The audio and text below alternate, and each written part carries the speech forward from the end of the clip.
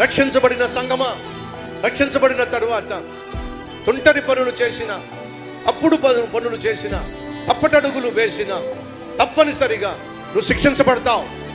దావీదు రక్షించబడిన వాడు, దేవుడు అంటే తెలుసు. అలాంటి వాడు తెలిసి తెలిసి తప్పు చేసినప్పుడు దేవుడు తాను పడిన పశ్చాత్తాపాన్ని అంగీకరించాడు, క్షమించాడు. కానీ శిక్ష మాత్రం అనుభవించక తప్పలేదు. ఈ వాస్తవాన్ని ఒక్కరు మర్చిపోకండి. తప్పు చేసి వచ్చేసి క్షమాపణ కోరేసుకుని దేవుడు నన్ను క్షమించేస్తాడులే అనేటటువంటి భరోసాతో దేవుని యొక్క క్షమాపణను లైసెన్స్గా తీసుకొని ఇష్టం వచ్చినట్టుగా తప్పు చేస్తాను, ఆదివారం వచ్చి క్షమాపణ కోరుకుంటా, దేవుడు నన్ను క్షమించేస్తాడు. No no no no no, క్షమిస్తాడు. కానీ నువ్వు తప్పు చేసిన ప్రతిసారి విత్తిన విత్తనాల వల్ల మొలకెత్తేటటువంటి ప్రతిఫలం ముందు చూశావో అనుభవించక తప్పదు.